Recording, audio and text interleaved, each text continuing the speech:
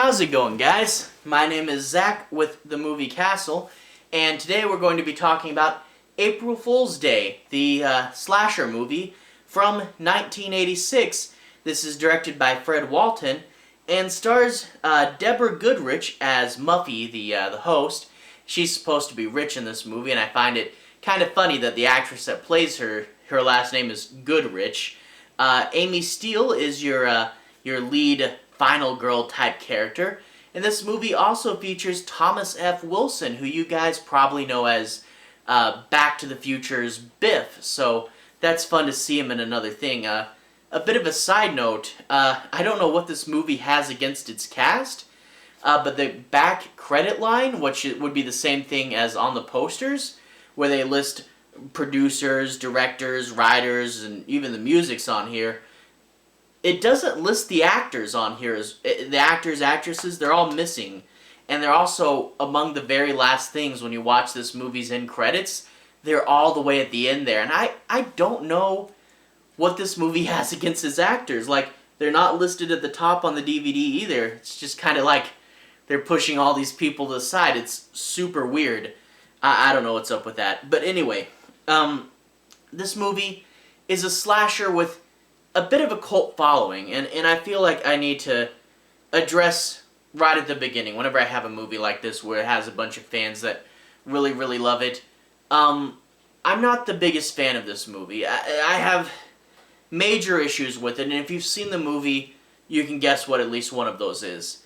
That being said, if you like the movie, that's great, that's good for you, and if you want to have a civil discussion in the comments, feel free to do so, and I'm always encouraging people expressing their views and talking with each other.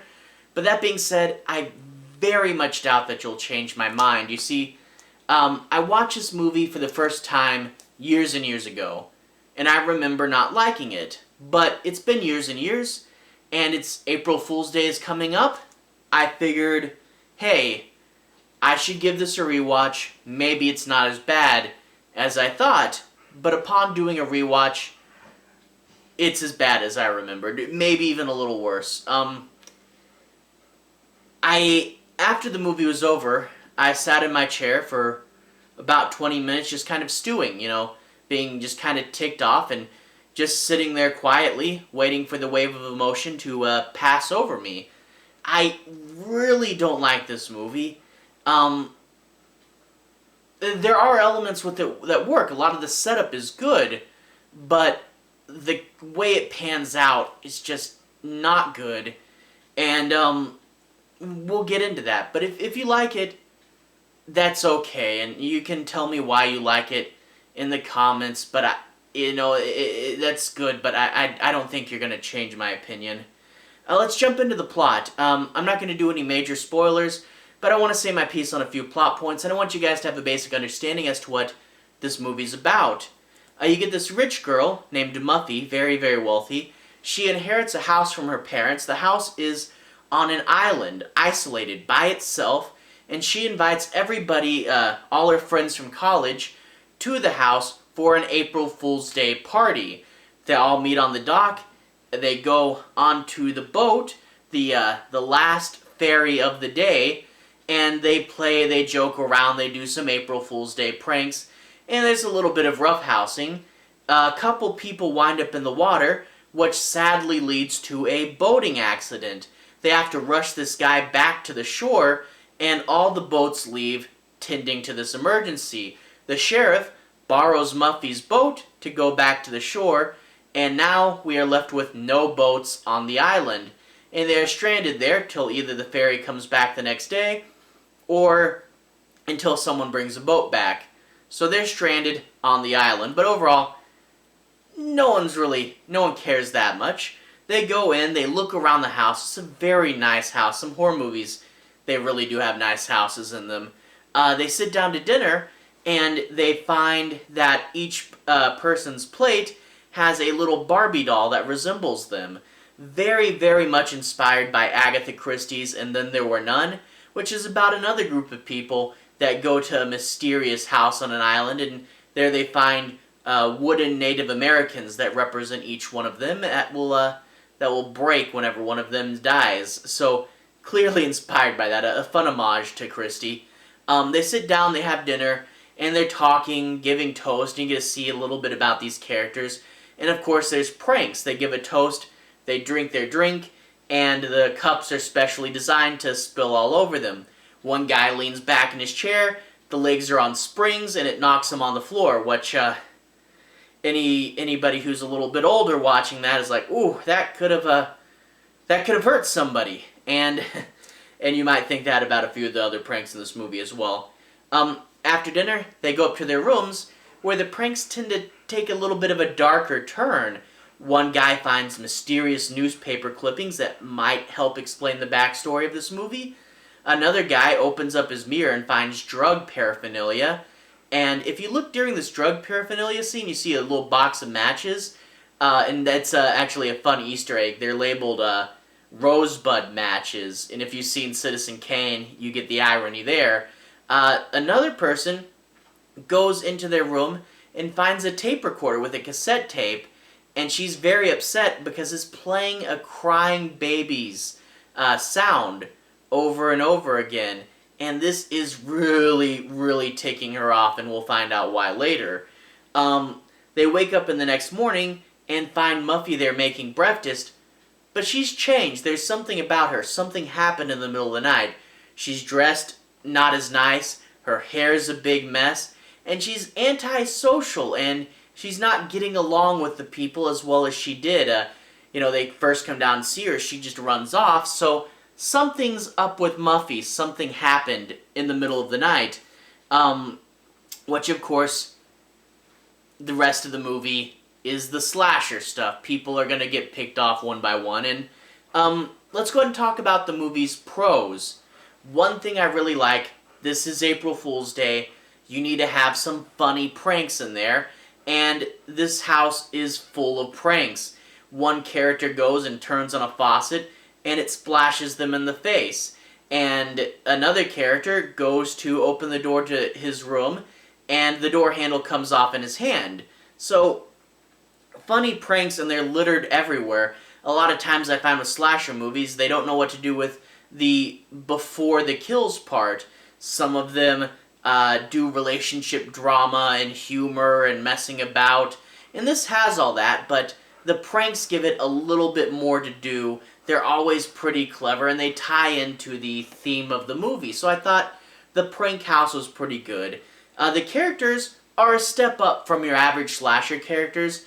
They're not perfect, and they're not super spelled out, but all the characters are generally likable, and them being college kids, they're a little bit more mature and a little bit more thoughtful than your average slashers, and they all have different goals, and their relationships are a little more serious. Some of them really do love the person they're with, and these characters are more fleshed out, more likable. April Fool's Day, some of them are not on their best behavior, but in general they're still a pretty likable cast of characters. And also I should mention, when you talk about character setup for this movie, one of the characters, Chaz, has a camera, and he's filming people and getting them to talk about themselves or maybe make a joke.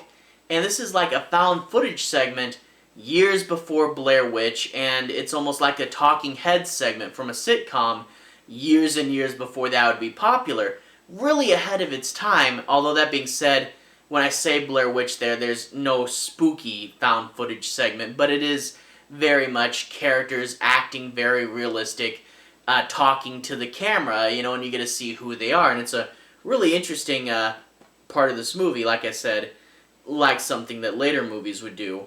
Now, this movie does have some good setup, which really does make the payoff kind of frustrating. Let's talk about the cons of this movie. This is a slasher movie with very, very bad kills. A lot of the kills don't even take place on the camera. They'll discover a body of a character you won't even know had died, which means that kill scene is simply not shown in the movie.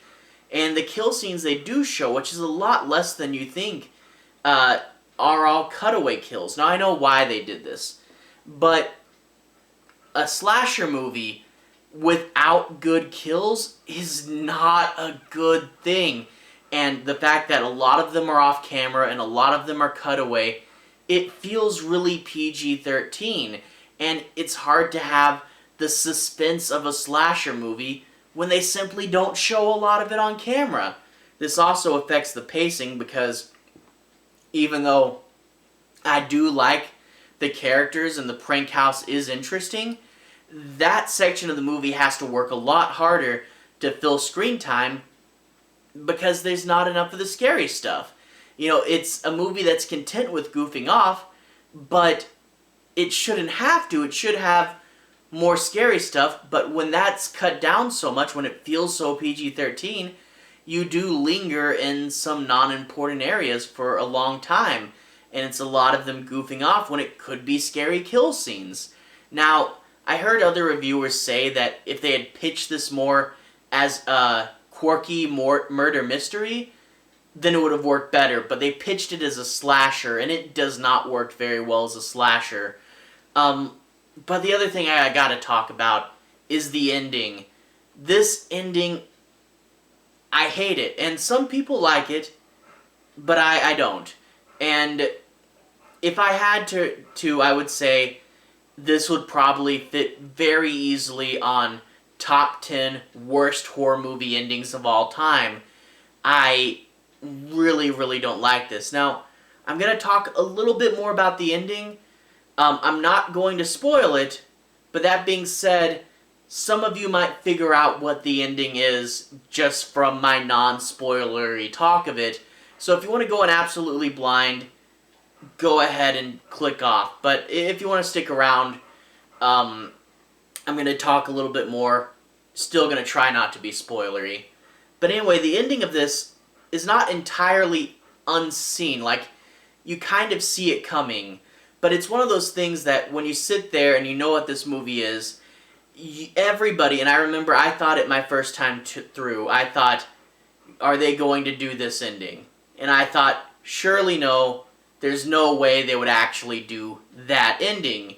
And they do, and the ending really just invalidates a lot of what they had set up, a lot of what we had been invested in, and it essentially says that most of the movie, it simply doesn't matter, and it really just makes the whole thing pointless. And it's like, I cared about the story, and you just did that to the ending. It's so frustrating, and you kind of see it coming. The only reason you don't fully see it coming is because you think there's no way they would do that to this movie, and they did. And it really upset me, and it doesn't make a ton of sense. There's several things where when you see this ending, you're like, that's a bad idea for this reason. There's a laundry list of ideas why this ending, in the practical in the world of the movie, is just a terrible idea. But there's also things that plot-wise just don't make sense. Like when you know what this ending is and you look back at, say, the well scene, you're like, someone agreed to do this and they put this character through this situation for this, and that just doesn't make much sense. But by far the most egregious example is the tape. Putting that tape there and knowing what the ending is, you're like, whoa, they just did that for this reason. And it's just, that tape there is just, doesn't make sense with the ending of the movie that we got. And they do have a very long explanation scene. It's like that ending from Psycho where the psychiatrist sits down and explains it to you. A scene that a lot of people believe Hitchcock didn't want to put in the movie. It's like that, where they sit down and over-explain it. And a lot of the problems I have are addressed, but in a very sweep-it-under-the-rug way. And I'm like, you can say that and pretend it addresses this problem, but really it's still a problem, and overall, I just hate this ending. And I know some people like it, because it's something they don't do terribly often, and some people are like, ooh, yay, it's different. And it is different, but then again, there's a reason why people don't do this sort of thing terribly often, and just being different doesn't automatically make it a good thing. I feel if I go on too much longer, I'm just going to be rambling.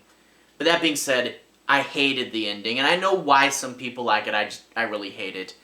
But yeah, not a big fan of this movie. If you want to see it just because so many people talk about it, it is one of the bigger slashers. It's not part of a giant franchise.